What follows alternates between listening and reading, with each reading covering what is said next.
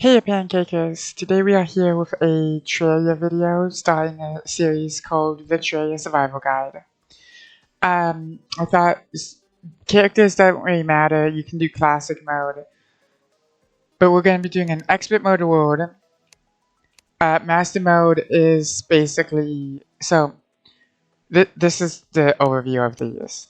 This is for a Terraria person who hasn't played the game and probably doesn't know much about anything.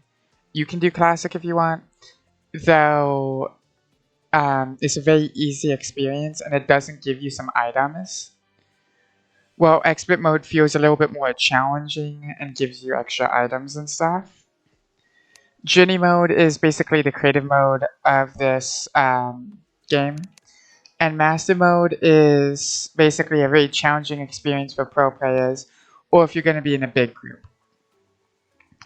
The difference between medium, small, and large world is small is for a single player experience, for a decently quick one too. That's what we're going to go for. This is for mediums for like bring one friend, maybe two, and a bit longer of an experience. And then longs are for long-term progression with multiple players.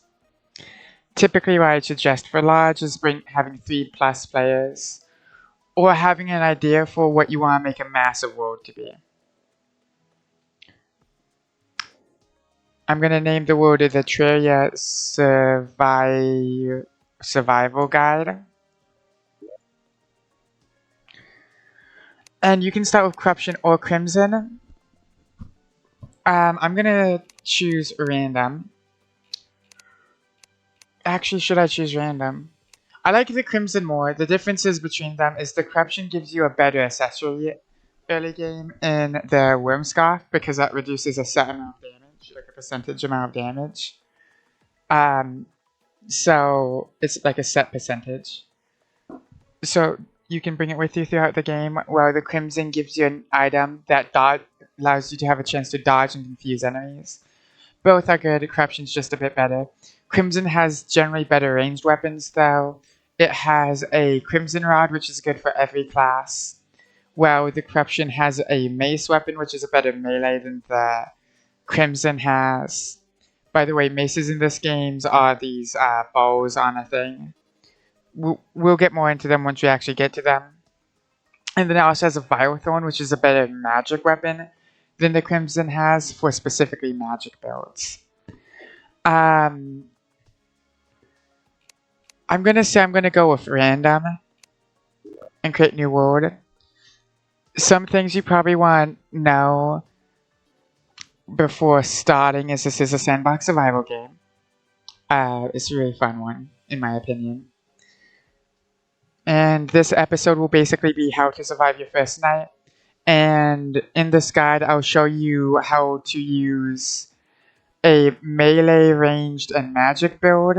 I'll show you how to get items for that build and other things like that. Okay, Pancakers. Probably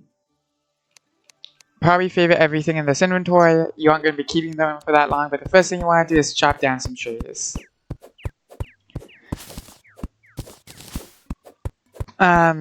You spawn with the guide who's to your right. He tells you crafting recipes and other things like that. After you cut down some trees and get some wood, you want to go to your inventory and start moving in one direction. I'm choosing moving to the right. Make a workbench, and then keep just moving to the right to see what you have. You do want this cave will be to the right or the left of your world. And then you just want to get some torches. You can also craft torches with 1 gel and 1 wood. This is going to be an item you're going to use throughout the game because it's torches. And it allows you to light everything up. Then you want to look in your chests. And we now have our first... we have some of our first ranged weapons. Grenades are really damaging, but they are very consumable, so be careful. They can also harm you. Throwing knives are a bit better for ranged. if you want to just be able to consume a ton of them, but they are still consumable. So maybe don't. But you can mine this lead ore here. You also might spawn with iron. They're just counterpart ores. And you also want to take the chest, because chests are expensive to craft. There's copper up here. There's a version of copper called tin. It's not going to be a bad idea to mine some of it. And then as we see, there's some slimes down here. There's also cobwebs there. Now, cobwebs are really good because they allow you to craft a lot of different things. I got most of them, but I also see there's lead up here. Now, one thing I haven't showed you yet is with wood, you can make wooden platforms, which are really good for early game mobility and just mobility throughout the game, if you're going to be using them a lot. So you can just place down some platforms there. You don't have to pick them back up or anything. Come up here and then mine wherever you want.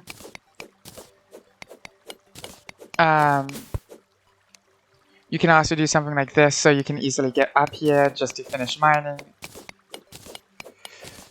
So after you explore your first cave, this isn't really a full cave, but it gave us some nice early game loot. You want to grab some stone.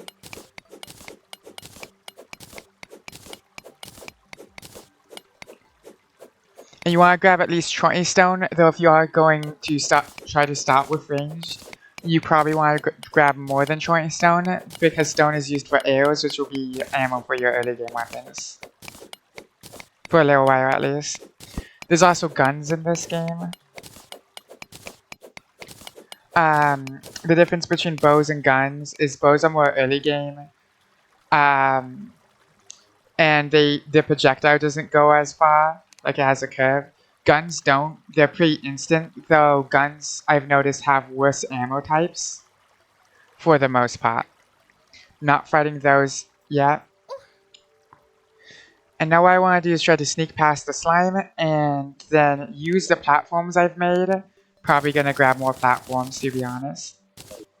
And use them to get back out of this cave. And then I want to get over the cave. In the first day, what you should be doing is you should be going to the... just going one direction. And I see there is some ores and stuff down here. So if I want to, I can go down here and just mine them. I'm going to fill it back in because I do want this wood to look nice. That is copper, so it's not actually that important of an ore. It's the earliest ore you can get. You can also mine more trees like I just did there. And then you do want to get across these, and I see another thing. And I also see another cave over here. By the way, my screen is fully zoomed in. You can play without a fully zoomed in thing. And the next thing I want to show you is healing potions. You should have a healing key. I don't think the default's that good for healing. For your default healing key. But that's fine. You can just rebind it to whatever you think would be best for you. And then you can do something like this. And you keep just wanting to head to the right or left, depending which side you pick. And just find what you find. So I'm actually headed into the snow. So, depending which side you go to, you can either head into the snow or you can head into the desert. Or you could head into the Corruption or Crimson. Corruption and Crimson aren't very good to head into at the very beginning. But I would highly suggest getting some of the wood from the trees around here. And then replanting some of the trees. The reasoning is this just makes better gear than normal wood does. So with it, you can just get some better accessories, stuff like that. Then you might want, if you're doing a ranged, this is a really good one to get because you can just harvest some snow. And then make snowballs. And these snowballs do a decent amount of damage for this early in the game. As you see, I'm able to decently quickly kill this slime. I still have quite a few snowballs left. And you just can have them used. And don't worry about making too many of them, because there is a weapon a bit later in the game called the Snowball Cannon, which is basically just a straight upgrade to having snowballs. Now, if you see a pair of water like this, you might go across it, but in the ice biome, you get a chilled debuff for going across that stuff.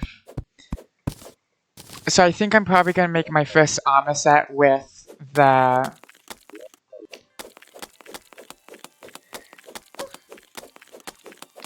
stuff around here, with the Browood, because it should be a pretty good armor set. I'm making some more snowballs, and how you craft is obviously you saw this bar down here, but if you place this down, you don't click on it or anything because you can't. You just open this up, and then if you're near the crafting bench or any like bench of crafting, like anything you use to craft, then this pops up. And it shows you the crafting set, like items for it. I'm making a full set of wood armor. It just gives you more defense than regular wood armor.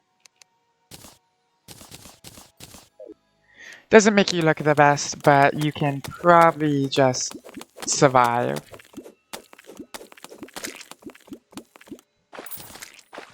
Grabbing the gel, because gel is always useful throughout the game. We're also going to need gel to summon our first boss. So that's just something you might want to keep in mind for your gel. Don't spend it all on torches because you will need some. So by the time you need some to summon your first boss, you probably should have enough if you're not like spending it too much. Next thing I want to show you is recall potions. Basically what these do is they teleport you to your spawn. Now, if I'm happy for what I've done here, I can just teleport back to spawn and make a little spawn base. I think I'm going to get a bit more wood. The reasoning is I don't want to have to come all the way back over here for wood. And yeah. Also replant some of these trees.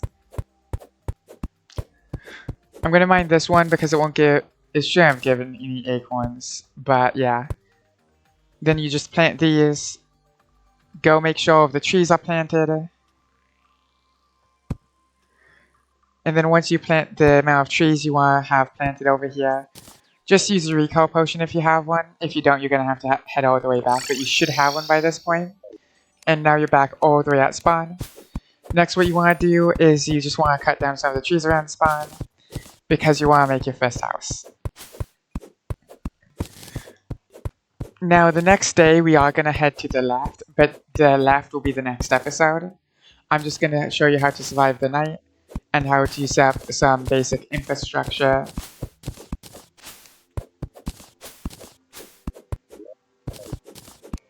I think I'm going to have this slightly into the ground. I just think I'm going to like the look of that a bit more. And I think I'll do a montage, not a montage, but like a speed up portion of me building the base. So you'll be able to see that.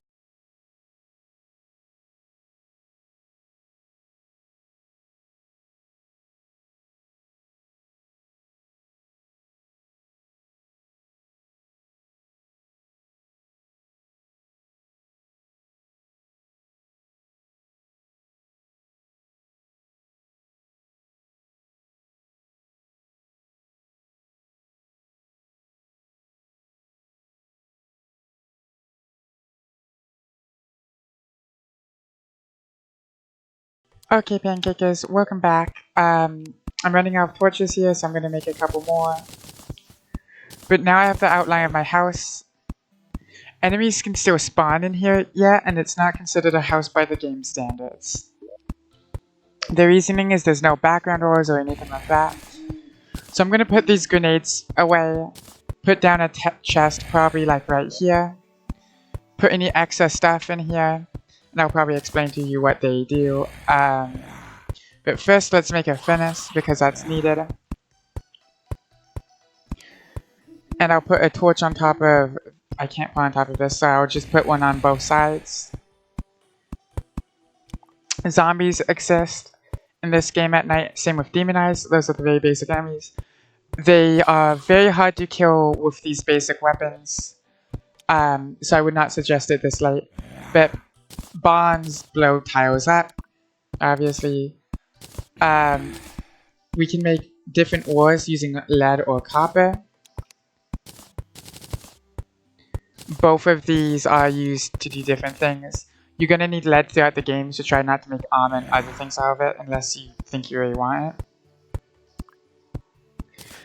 Of course, we have our wood types here.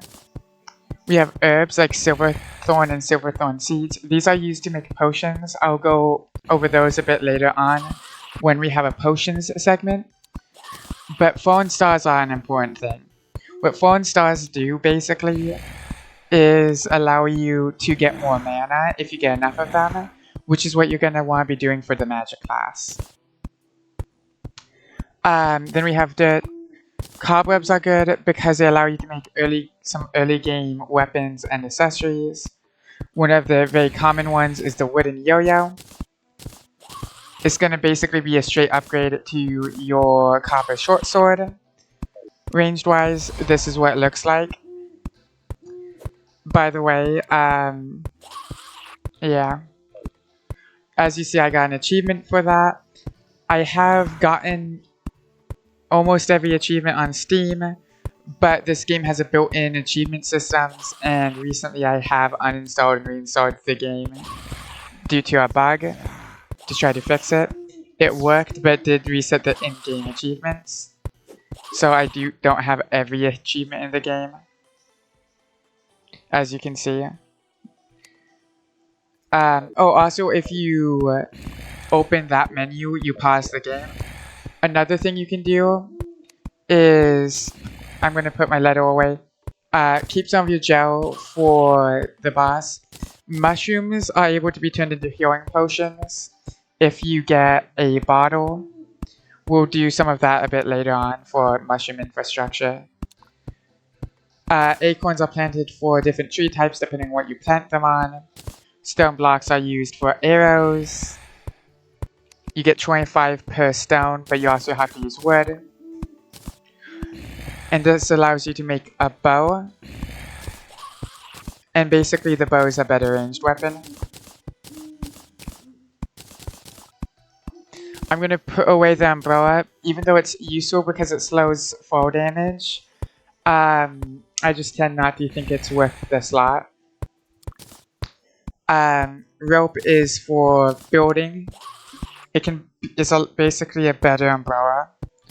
And plums allow you to use it to get minor improvements to all your stats. That's a buff. It's a minor buff, so you can just use it around and about. But I would suggest saving these types of buffs for boss fights. Then you can make a burlwood sword. Or just a regular wooden sword. Burlwood is just better though. If we go to look at the stats of a wooden sword over here, it does 7 damage where this does 8. I'm going to put the yo-yo over here. And now I'm going to try to get to these fallen stars. I'm going to use some of the wood in the chest to make a lot of platforms because you do need a lot of them throughout the game. Don't worry if you use a ton of wood making these because you're just going to have to do it at some point.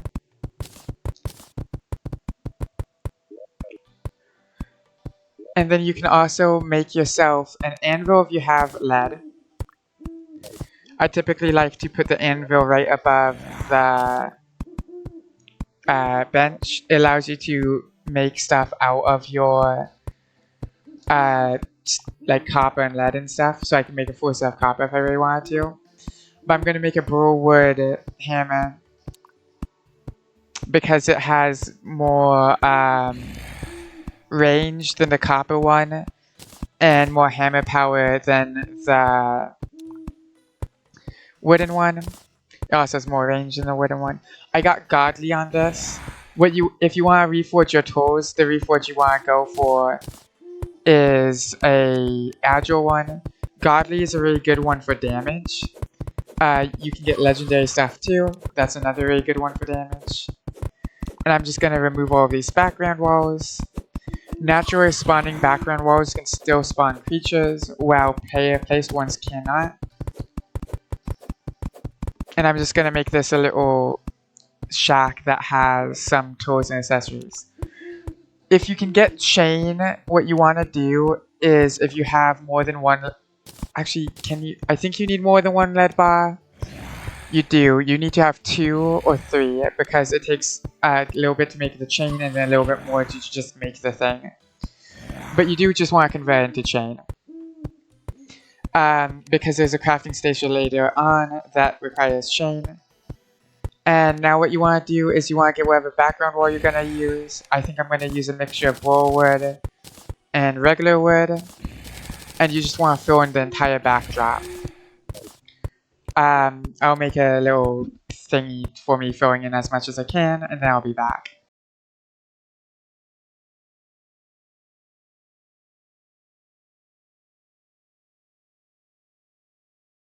Okay, welcome back, pancakers. You can also turn walls back to wood using this. There's also a quick short button in the chests. And I can make my first mana crystal and use it for more mana. I can also kill that. Short swords string like the copper sword you should be used to is, but regular swords string like this. There's also a quick select button and quick mine button, which is, for me, is control. But it's becoming the next day, so I think I'm going to leave this episode off here. I'll see you in the next run. Please like and subscribe if you like this type of content, and bye-bye!